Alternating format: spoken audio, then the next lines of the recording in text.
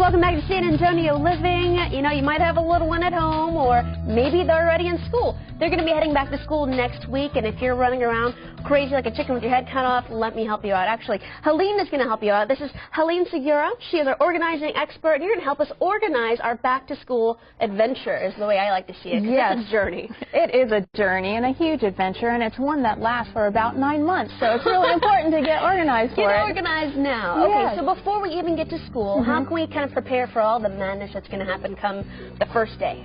Well, the first thing you want to do is just sit down in a relaxed environment, so have some food, maybe snacks or over dinner, and start talking about the kinds of things you'd like to do during the fall, because maybe your kids have some ideas for what activities they want to belong to, and the kids need to know what's going on in your life. Are there going to be meetings? So what do we need to be talking about? So that way, same level. Right, so it's not a giant surprise when you find out, well, what do you mean you're going to join the soccer team? I had no idea you're going to do that. So you Surprise, Mom. Right, you start planting those seeds to think about it.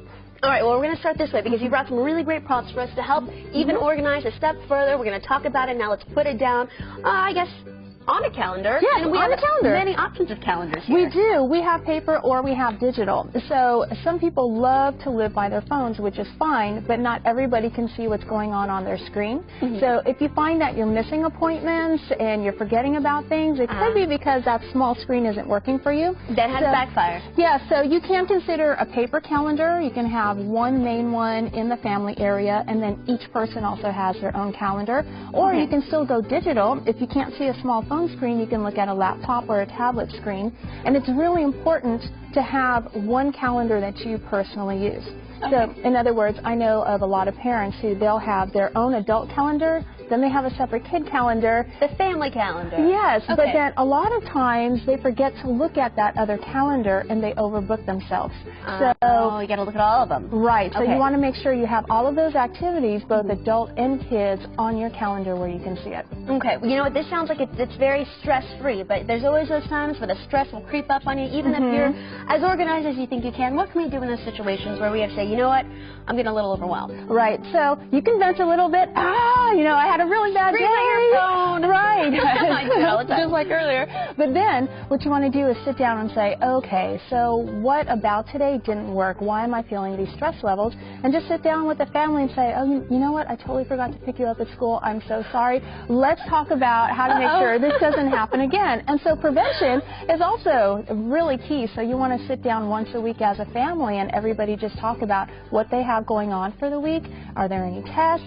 Are there any games, practices? It's a lot of communication. Exactly. Communication is key. Learn that one at a very young age. But, you know, you also brought some really great stuff for us, too, even when it comes down to lunch. We need to make sure that lunch is organized every day, whether you're buying it or bringing it. Right. So a quick time-saving tip, when you are fixing dinner, start thinking about, what am I going to have for lunch the next day? What will the kids have for lunch the next day? And as you're cleaning up after dinner, that's a great time to fix the lunches, because the kitchen is already a little bit of a mess. Just drag a few more things out of the fridge or out of the pantry and get everything ready to go.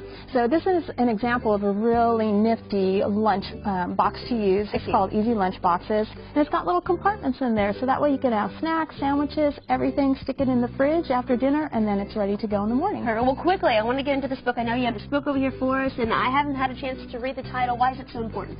Well, this one is Roadmap to Get Organized, and it's hugely important because it's about planning everything out. So many of us, we get this idea, I want to be organized, and we try to jump into action without doing that planning, so it's really important to plan first. And if you're a teacher, I've got less stress for teachers. That's really important. Because we know that they definitely take on a lot of the stress, even though they smile in front of us. They're human, too, so this is something that's great for them. Great, great, great products and options, guys, for the stress, for back to school, and for getting organized. Thank you for coming on and sharing these great tips. And I know this is only skimming the surface, so I'm going to give you guys some more information on where you can get some more, where you can reach out to Helene and find out some more great tips. There you are. All right, livingordersa.com. That's the website. So you can give her a call at 210-892-4990 and check her out online. Also, it's Roadmap to Get Organized. That's the book that we just discussed.com. All right, I need to get my life organized right now.